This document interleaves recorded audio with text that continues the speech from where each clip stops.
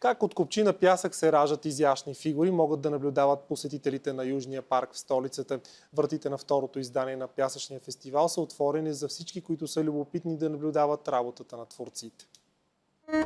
За Пламен и Мариана Заркови пясъчните фигури не са просто фестивал, а кауза.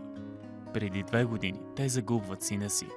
Болката претворяват в идеята за пясъчен фестивал в негова памет.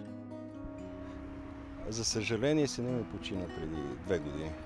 И тъкмо с събраните пари за, както хората казват, за черни дни, с тези пари успяхме да организираме първата изложба и сега продължаваме. Тази година зад семейство Заркови застава Столична община като подкрепа на кандидатурата на София за Европейска столица на културата. Парите са, да, необходимо нещо за изкуството, но успяхме. Това е важното, в крайна сметка, да отворим. Ами с приятели, с заеми, с спонсори и така нататък. Знаете, сам човек нищо не може да направи. Това, което е постигнато с много хора, с желанието на много хора и труда на много хора. Всички събрани средства ще отидат в Център за деца в неравностойно положение, където синът им е прекарал последните си дни.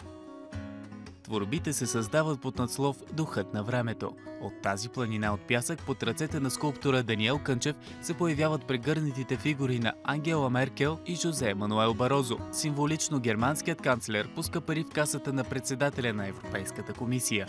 През следващия месец всеки може отблизо да наблюдава и да помага на творците. Очаква се в средата на септември по случай първият учебен ден фигурите да бъдат напълно завършени и фестивалът да бъде открит.